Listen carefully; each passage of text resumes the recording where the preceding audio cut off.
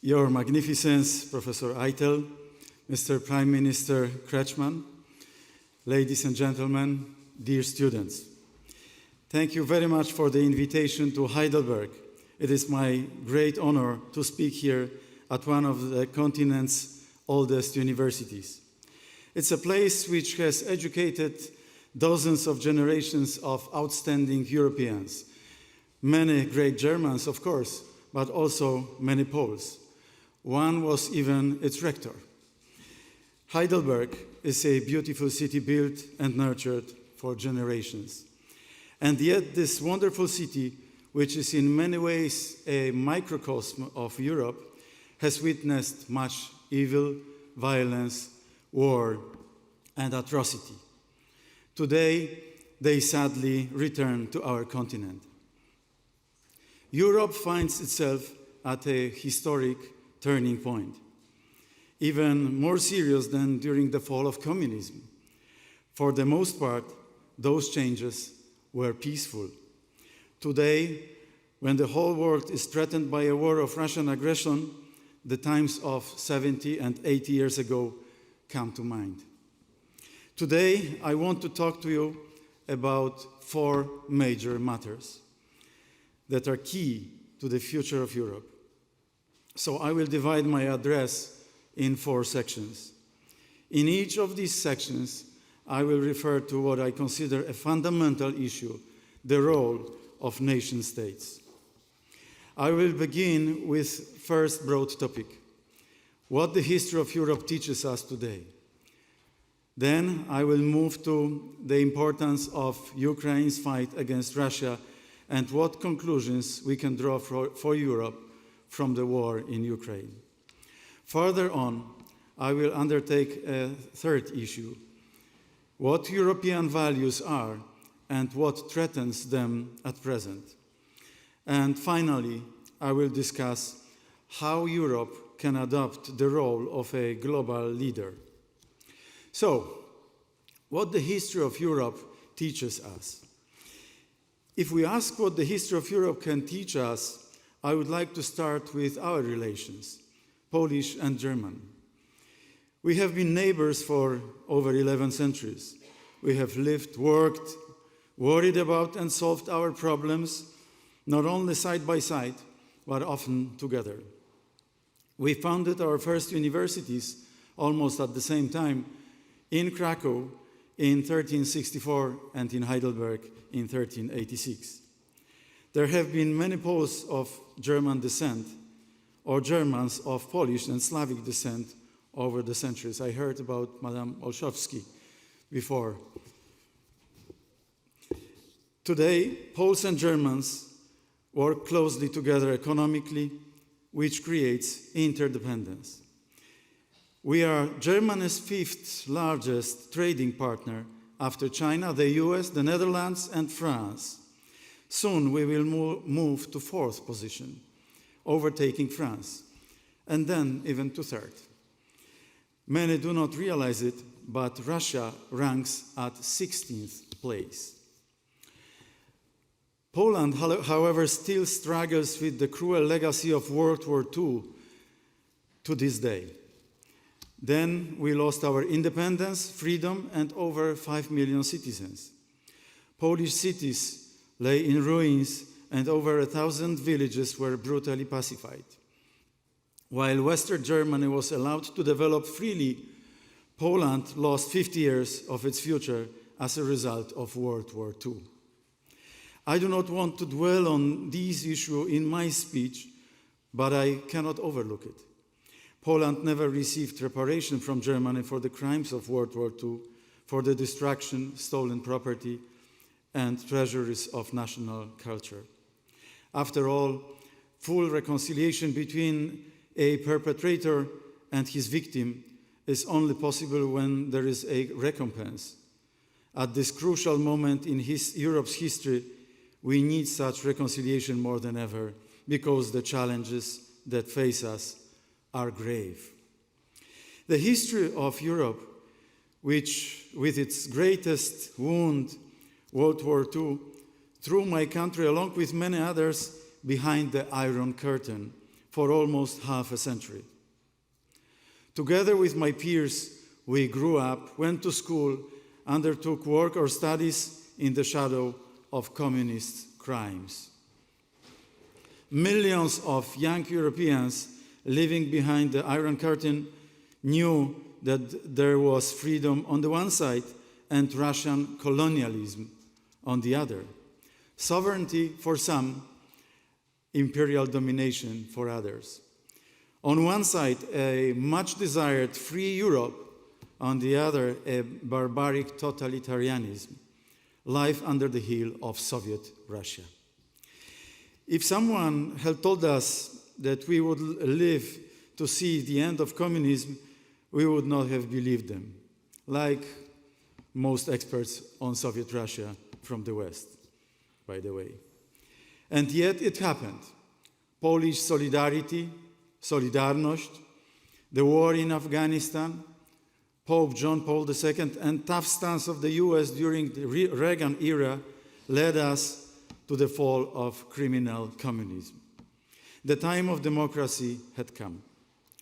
Today, I would like to emphasize the role of sovereignty of the nation state in maintaining the freedom of nations. The struggle of the enslaved nations of Central Europe was, at its heart, a struggle for national sovereignty. This matter united all patriots across the political spectrum because we believed that our rights and liberties could only be safeguarded within the context of regained sovereign states. And we were right. This was particularly evident during the periods of social and economic crisis. Even during the recent COVID-19 pandemic, we saw that efficient nation states are fundamental to protecting the health of citizens. Earlier, during the debt crisis, we saw a clear conflict between the countries of Southern Europe, Greece, Italy, Spain, and supranational institutions that made economic decisions on their behalf without a democratic mandate. In both cases, we came up to the limits of supranational governance in Europe. In Europe, nothing will safeguard the freedom of nations, their culture, their social and economic, political, and military security better than nation states. Other systems are illusory or utopian. They can be strengthened by intergovernmental and even partially supranational organizations, such as the European Union, but nation states in Europe cannot be replaced. Europe was born much earlier than the American Republic, whose unity was also forged through civil war. That is why it is so misleading to refer to this historical analogy. Any political system that fails to respect the sovereignty of others, democracy, or the elementary will of the nations will sooner or later lead to utopia or tyranny. It was Christian Europe that gave birth to a civilization which respected human dignity more than any other. That civilization is worth protecting, especially when faced with hard-hearted and increasingly strong civilizations for which democratic and liberal values do not matter. We want to build a strong Europe to meet the global challenges of the 21st century. It is also the scale of the European Union that makes it a significant force in the world, not its increasingly incomprehensible decision-making system. We need a Europe which is strong because of its nation states, not one built on their ruins. Such a Europe will never have any force because the political, economic, and cultural power of Europe derives from the vital energy provided by nation states. The alternatives are either a technocratic utopia, which some in Brussels seem to envision, or a neo-imperialism, which has already been discredited by modern history. The struggle of European nations for freedom did not end in 1989. This is best seen on our eastern border. So, I would like to move now to an issue of vital importance for Europe, to Ukraine. I will discuss the importance of Ukraine's struggle from the point of view of our common European values. Moreover, I will set out what conclusions we should draw from it. What are Ukrainians really fighting for today? For what are they willing to risk their lives? Why did they not immediately surrender to the world's second strongest army? The struggle of Ukrainians for the right to national self-determination is yet another heroic manifestation of the defense of the nation-state and freedom. But in order to have the will to fight, one must really believe in what one is fighting for. Today, Ukrainians are fighting not only for their own freedom. Since February 24th, 2022, they have also been fighting daily for the freedom of all Europe. And it is also our future that depends on how this war unfolds. The defeat of Ukraine would be the defeat of the West, indeed, of the entire free world. A defeat greater than Vietnam. After such a defeat, Russia would strike again with impunity, and the world as we know it would dramatically change. A long series of dangerous unknowns would follow.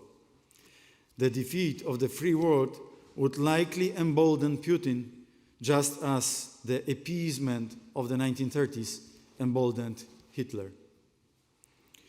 Putin, like Hitler at the time, also enjoys huge public support, unfortunately.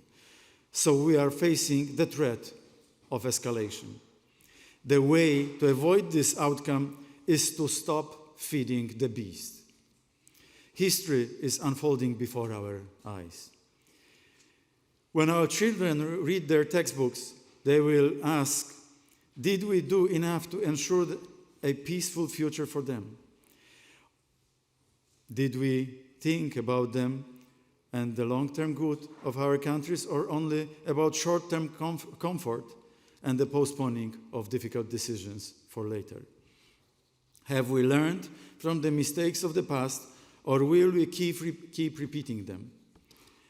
Now, a couple of remarks on why this is a turning point in European history. Until just before February 24, I had heard that Putin would not attack Ukraine. Many politicians in Europe preferred to believe this, hoping it would be possible to continue Wandel durch Handel with Russia at the expense of Central Europe. In this context, let us return to the question, what are Ukrainians fighting for? Were they focused solely on material goods and not united by the sense of community, they would have given up long ago. This is what Putin was counting on. He believed that Ukrainians would choose peace at any price over freedom. But he was wrong. Why? What was the Kremlin's mistake? Putin is not a madman, as many of those who have been doing business with him for 20 years would have us believe. Putin was blinded by his own vision of the world. He was unable to see that Ukrainians are a nation. And now they finally have their own nation state. Though it may be far from perfect, they are willing to sacrifice their lives for it. Russian propaganda claims that there is no such thing as a separate Ukrainian nation. We all know the saying, if the facts don't fit the theory, change the facts. That is why Russia is trying to explain to Ukrainians by force that they have no right to a national identity. And yet it is the grandchildren of the soldiers who today risk their lives for a free Ukraine that will one day proudly say in school, "My grandfather fought near Kherson." and mine repulsed the assault on Kiev. My grandfather died in Mariupol.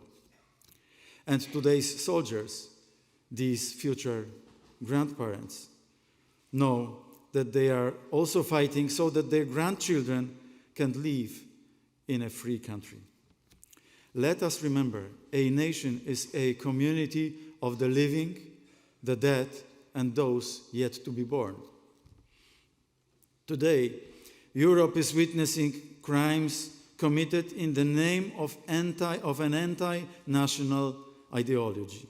That is what motivates Putin, the desire to eliminate all differences, destroy all national identities, and melt them into the great Russian Empire, into Ruski Mir. Russian propaganda has repeatedly made the false accusation of Ukrainian fascism. This is exactly what Stalin said. Call your opponents fascists or anti-Semites. You just have to repeat those epithets often enough. End of quote. It must be said clearly, a fascist is someone who wants to destroy other nations. It is someone who violates human rights and tramples on human dignity. The fascist today is Vladimir Putin and all accomplices of Russian aggression. As Europeans, we have a duty to oppose Russian fascism. This is what European identity is all about. Now, what lessons should we learn from the war in Ukraine? Ukrainians today remind us of what Europe should be. Every European has the right to personal freedom and security. Democracy can be implemented at a municipal, regional, or national level, wherever there are ties based on a common identity. Therefore, a vote in which 140 million Russians would vote for the incorporation of Ukraine into Russia and 40 million Ukrainians would vote against it would not be democratic, wouldn't it? What other lessons can be learned from more than a year of war in Ukraine? One thing is clear to me. The policy of making deals with Russia is bankrupt. Those who for decades wanted a strategic alliance with Russia and made European countries dependent on it for their energy made a terrible mistake. Those who warned against Russian imperialism were right. Those who for many years financed Russian war preparations, disarmed Europe, and imposed a partnership with Russia on those weaker than themselves bear political co-responsibility for the war in Ukraine and for the current economic and energy problems facing hundreds of millions of Europeans.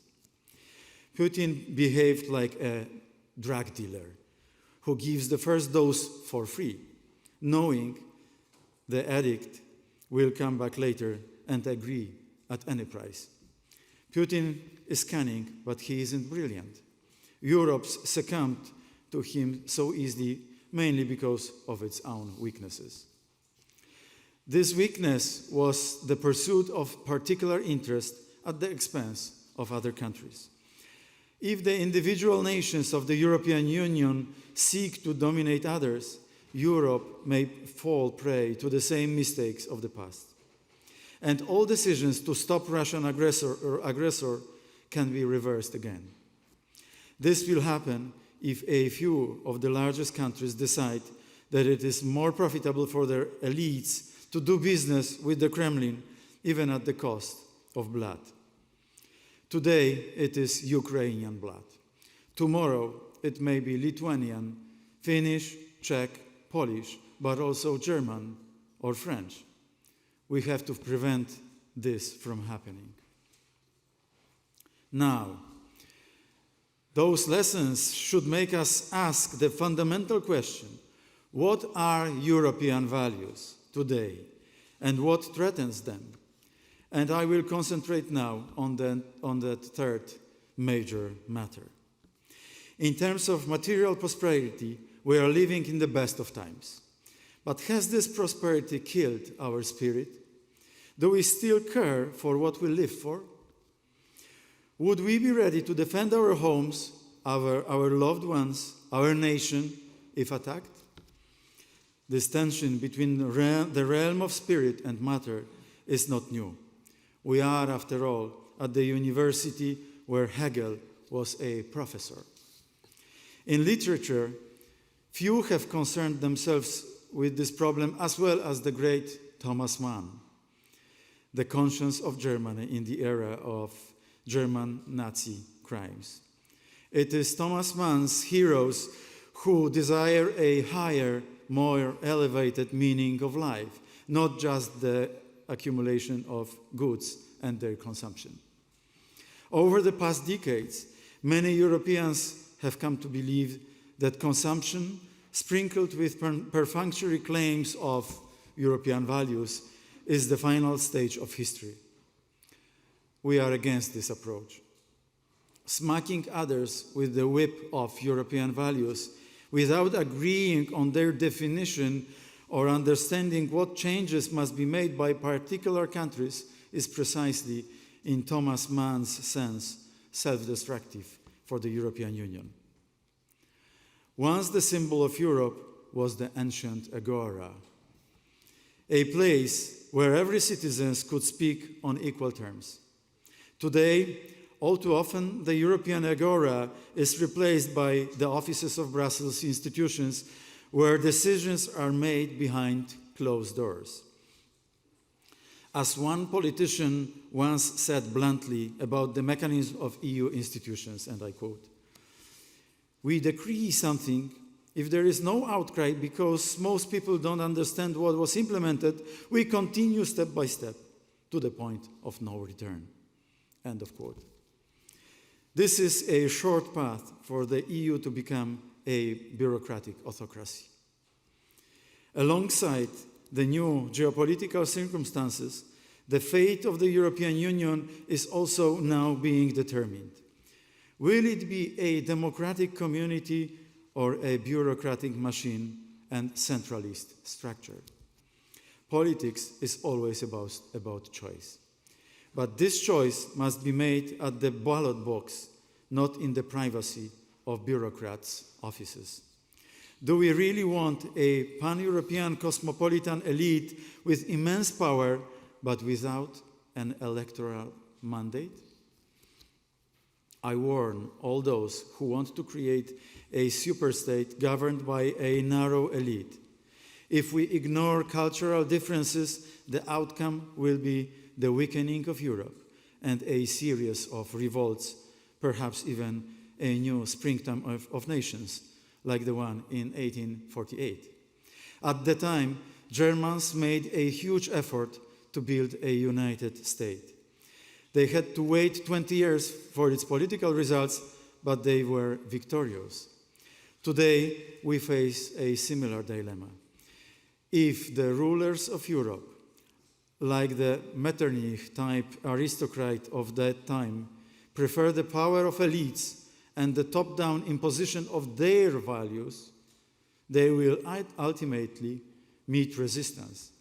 It may come sooner or later, but it is inevitable. So, what are European values? And more importantly, what is Europe? Its history did not begin a few decades ago. Europe is more than 2 millennia old. Europe grows out of the heritage of the ancient Greek, Romans, and Christianity. These are our roots. We grow from them. We cannot cut ourselves off from them. There is no Europe without soaring Gothic cathedrals nor the edifices of universities. Europe has always soared on the wings of faith and reason. And the university model of education that was created in Europe has spread all over the world. And we are proud of it.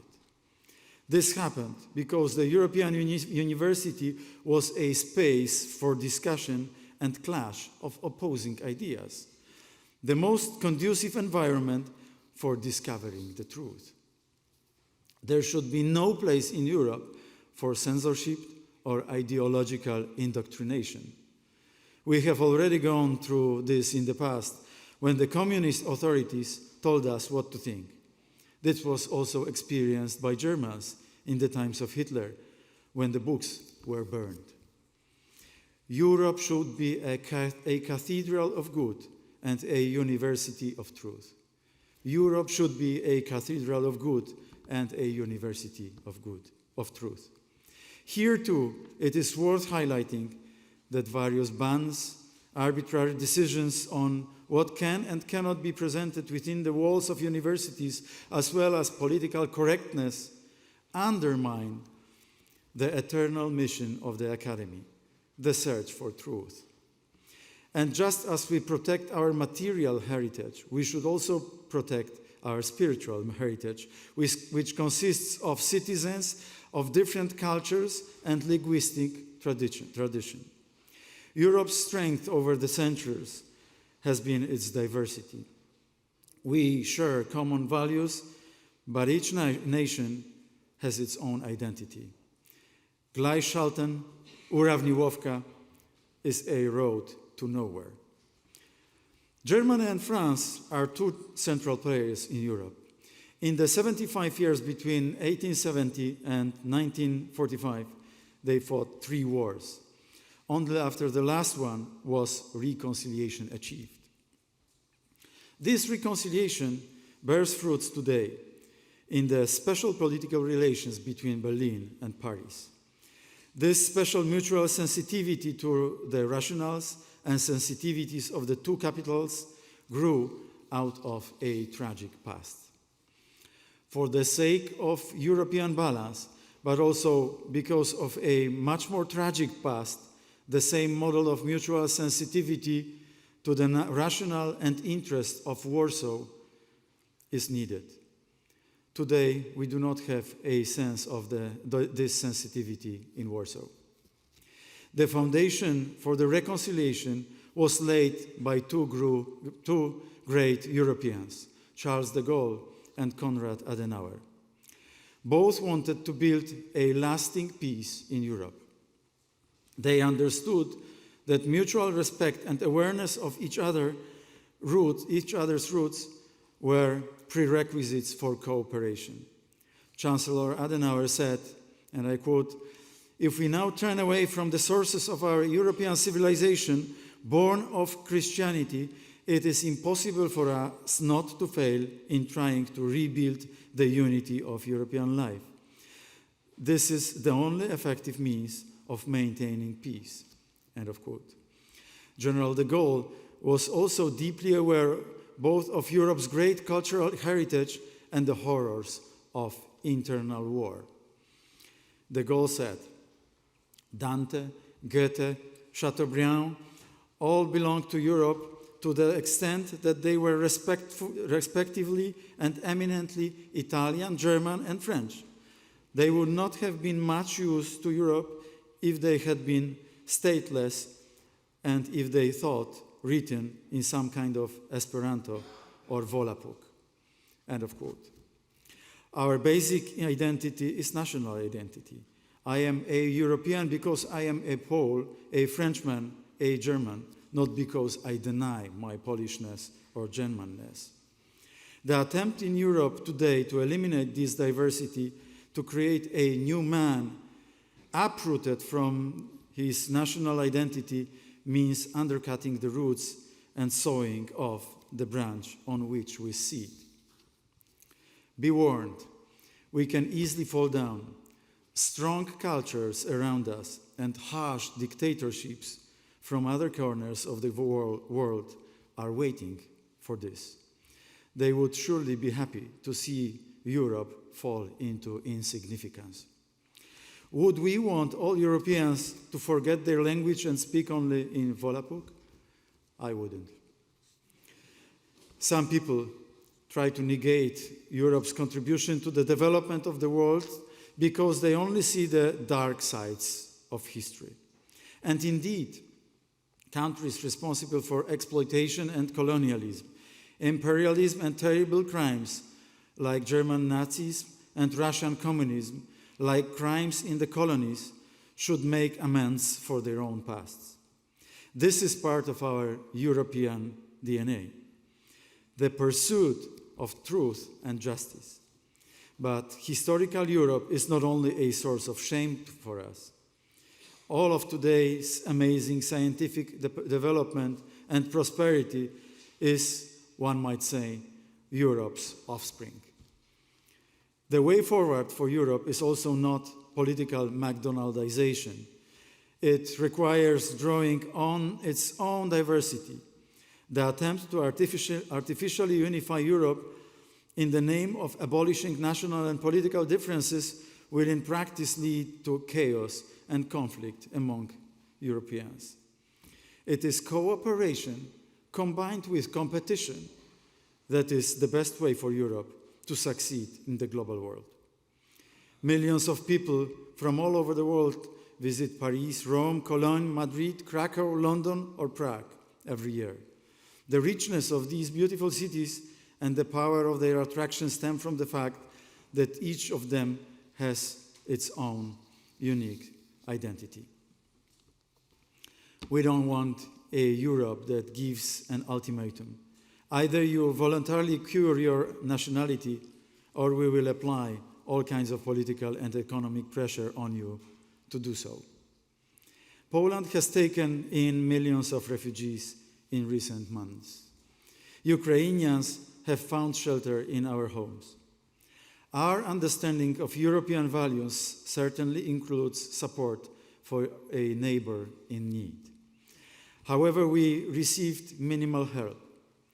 And in this context, we see different treatment of countries in the same situation. And this is the definition of discrimination, isn't it?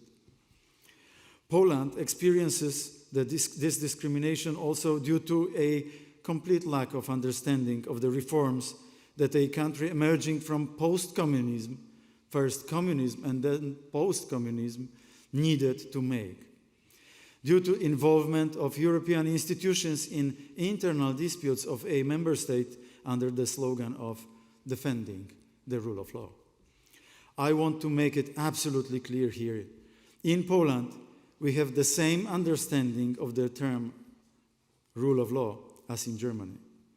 And there are very few things I am as sure as I am about the fact that my political camp defends the rule of law to a much greater extent than was the case in the first 25 years after 1989. It fights against oligarchy, against the domination of closed professional corporations, against poverty, and against corruption. It safeguards against these pathologies. But since this is not the main subject of my argument, let me stop here. In a deeper sense, the dispute today is between the sovereignty of states and the sovereignty of institutions, between the democratic power of the people at a grassroots level and the top-down imposition of power by a narrow elite. In the 2000 years of Europe's existence, no one has ever succeeded in political subordinating our entire continent. It will not work today either. The vision of a centralized Europe will end in the exact same place as the concept of end of history announced 30 years ago. The sooner we move away from this vision and accept democracy as the source of legitimate power in Europe, the better our future will be. By the way, there is no end of history. History is accelerating and bringing challenges of unlimited proportions. Unfortunately, a large part of today's EU elite operates in an alternative reality. If EU elites stubbornly insist on the vision of a centralized superstate, they will face the resistance of more European nations. The more they persist, the fiercer the rebellion will be. And I do not want polarization, division, and chaos. I want a strong and competitive Europe. So, let me now focus on the last major topic. How can Europe adopt pole position in the global leadership race? Above all, the Union's policies must change, not towards greater centralization and the transfer of power to a few key institutions and to the strongest countries, but towards strengthening the balance of power between the countries of Northern, Western, Central, Eastern, and Southern Europe, and to complete EU integration with the Western Balkans, Ukraine, and Moldova, in line with Europe's geographical borders. The question must be asked, how seriously do we take the issue of building a strong and influential European Union? Today, pro-Europeanism is expressed by our mindset of enlargement, not in focusing on ourselves and the centralization of the EU. Strangely enough, those countries that like to present themselves as pro-European and propose turbo integration are at the same time the most skeptical about enlargement policy and play games of political poker. We should not talk about the values that unite the EU while dividing Europe into those who deserve to be in and those for whom access is denied. A larger common market, diversity of its economic assets would make us a stronger global player. I often hear that the EU needs reforms if it is to enlarge. This is very often a camouflaged proposal of federalization, de facto a proposal of centralization. This is because the slogan of federalization is a top-down imposed concentration of decision-making. According to the authors of this centralization called federalization, the decision-making process must be changed by moving away from unanimity to qualified majority voting in a number of new areas. The argument for this solution is that obtaining unanimity among more than 30 countries will be very difficult. It is true that it is more difficult to obtain a united opinion within a larger group of states. However, the question is whether this should lead us to think that decisions should be pushed by the majority against the interest of the minority in other areas. I have a different proposal. Let us refrain from encroaching upon issues where national interest remains divided. Let us take one step backwards to take 2 steps forward. Let us focus on areas where the Treaty of Rome gave competences to the Union, and let the rest be guided by the principle of subsidiarity. We have been observing the process of spillover of EU competences into the new areas for several decades. It is critically evaluated in many countries. Nevertheless, it has recently accelerated.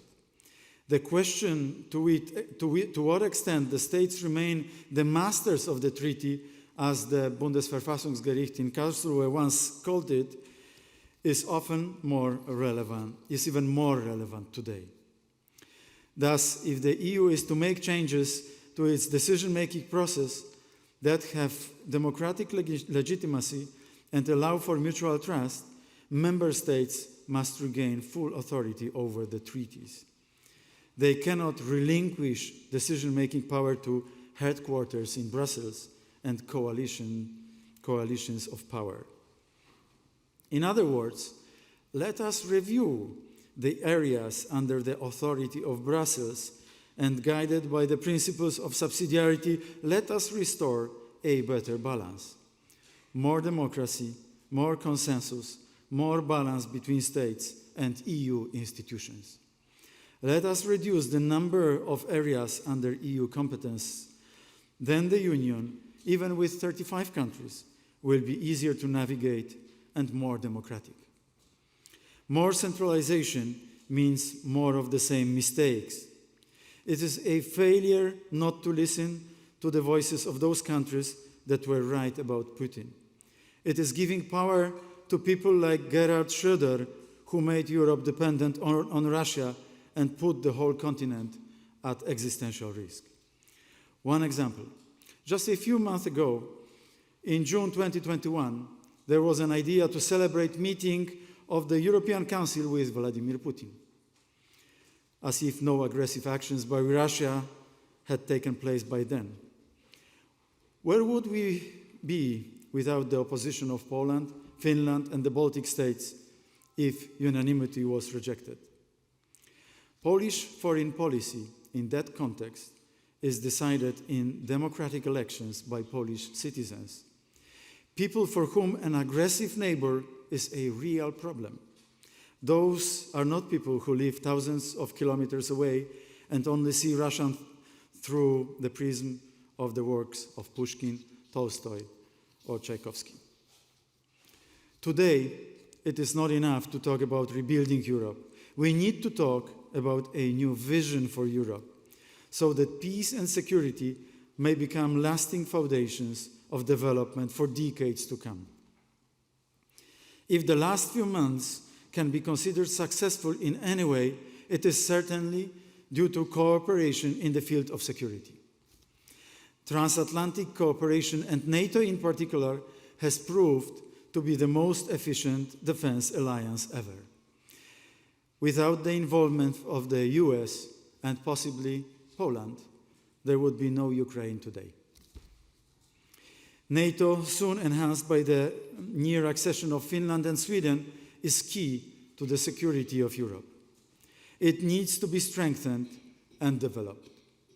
At the same time, we must build our own defense capabilities, something Poland is currently doing. We are building a modern army, not only to defend ourselves, but also to help our allies. We are spending up to 4% of GDP on defense, which is only possible thanks to the repairs made in public finances by my government after the gaping holes left in them by our predecessors. And we propose that defense expenditures not to be part of Maastricht Treaty criterion of a 3% limit. Very important for the security of Europe. Europe has disarmed itself, staring at Russian aggression like a rabbit in headlights. Today, there is a shortage of ammunition and basic weapons to respond to the Russian invasion, not to mention to other threats that may occur elsewhere. My desire for the countries of Europe is to be so militarily strong that they do not need outside help in case of an attack, but that they can provide military support for others. This is not so today. Without American involvement, Ukraine would no longer exist, and the Kremlin would have moved on to its next victim. During the time of the 1970s, many mistakes were made. That era ended with the Soviet invasion of Afghanistan. The West responded properly. This time, the Russian aggression of the last 20 years has not caused such concern. Sobriety came late on February 24th, 2022. Now, what else is needed to strengthen Europe's position? We all remember Bill Clinton's campaign slogan, "It's the economy, stupid." In those days, almost everyone believed that money was a cure-all drug. That even in countries like Russia or China, money would cause democratization of public life. Things turned out differently. Today we know that the economy must go hand in hand with social desires and security needs. Many of the problems of modern Europe stem from the frustration of young people whose prospects are often worse than those of their parents. The middle class is eroding everywhere in Europe. A world in which the richest 1% accumulates more wealth than the remaining 99% is outrageous. and this is happening today. Tax havens, which might more aptly be called tax hells, rob the middle class and the state budgets of Germany, France, Spain, Poland, Baden-Württemberg, and many others. Europe's strength comes primarily from the strongest foundation, which is its robust middle class. They believe that prosperity and growth can be shared not only by a group of rich, but by society as a whole, has been the driving force behind the development of the West since the 50s, or since the end of the Second World War. Unfortunately, this conviction is disappearing, and inequality is increasing. This is very dangerous because, on the one hand, it strengthens radical movements demanding the destruction of the current economic and political structure, and on the other, it discourages work and development. We must reverse this process because we are in danger of losing the race against our competitors, tough, hardened, and uncompromising civilizations which arrange social and economic relations differently. Our job as political leaders is to ensure conditions under which everyone can make an honest living. The European labor market should provide decent wages, facilitate young people's entry into careers, and give them a sense of stability. We must also create the best possible conditions for having families. Then Europe will have a bright future.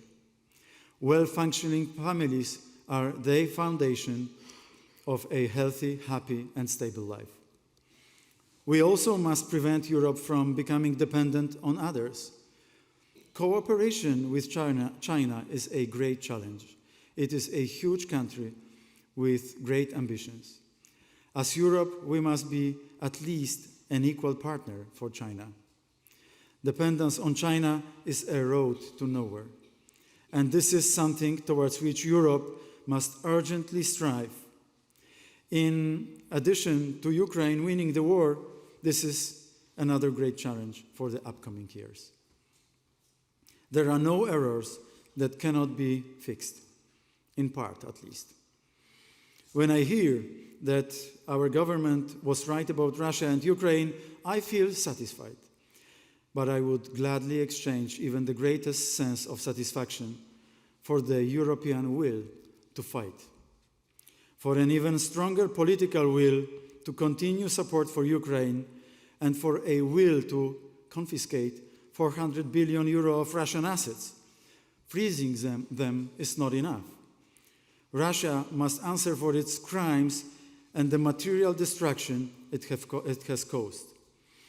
Brutal aggressors must know that sooner or later their country will pay for the losses caused by violence. Today, I call again on all the leaders of Europe.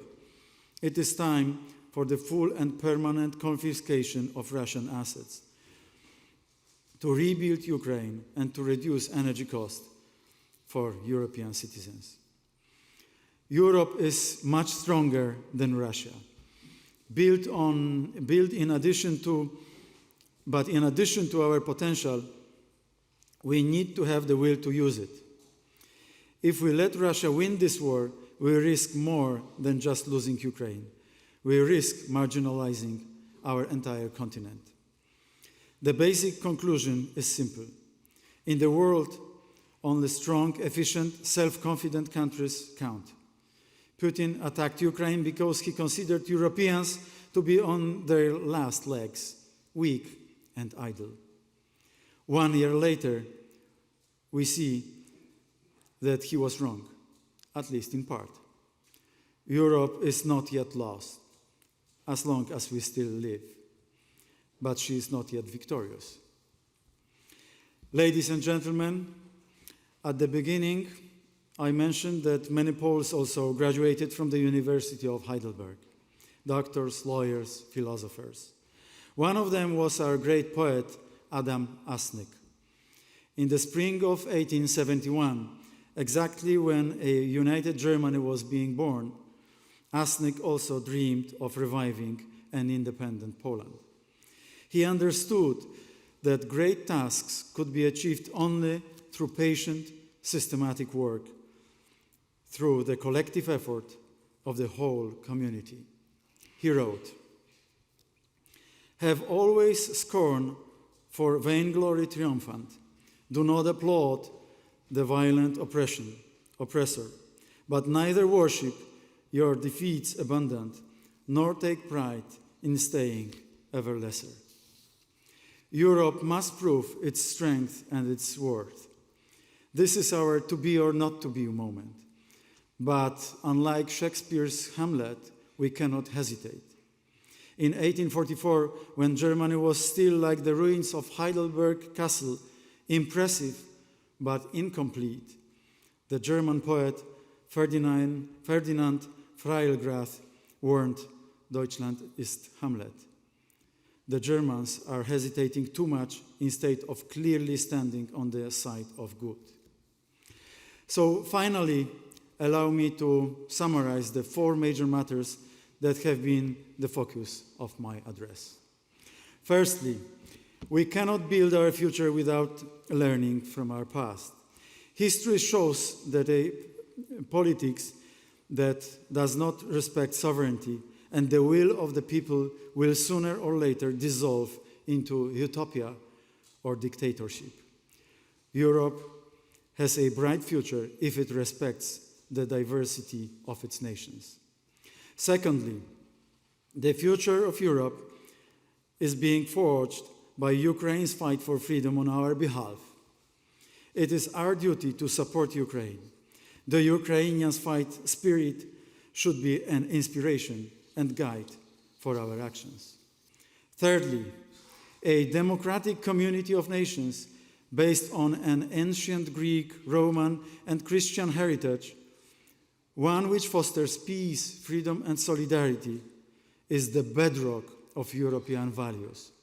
These values have formed the basis of European integration, and they can continue to be the continent's driving force. What threatens to undercut these forces is centralization.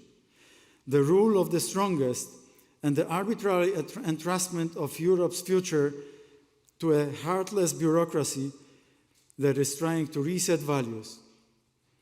Such a reset that is bureaucratic centralization under the guise of federalization is the seed for great future conflicts and social rebellions. And fourthly, if Europe is to win the race for global leadership, it must transform. It must be ready to accept new countries, but also, in the face of a larger community, to limit some of its competencies. In the face of external threats, it must strengthen its defensive capabilities. Facing economic and social challenges, it must build an egalitarian and ordoliberal system.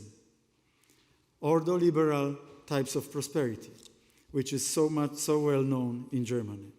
And it also has to fight tax hells dressed up in tax havens. Europe must maintain wise alliances, but it must also foster independence and not become the victim of energy or any economic blackmail. Ladies and gentlemen, Europe was once the center of the world, respected on every continent. Do we still care if Europe and our civilization survive? And not only if they survive, but in what form? Do we have the drive to be a leader? Or perhaps have we already come to terms with taking a backseat? Do we have the courage to make Europe great again? To make Europe victorious? I believe so. Europe has great potential. It stems from its history and heritage, but continues today in its innumerable qualities and advantages. What Europe needs, however, is determination and courage. And I am deeply convinced that if we work hard on behalf of our respective homelands and the continent as a whole, Europe will prevail. Europe will be victorious. Thank you very much.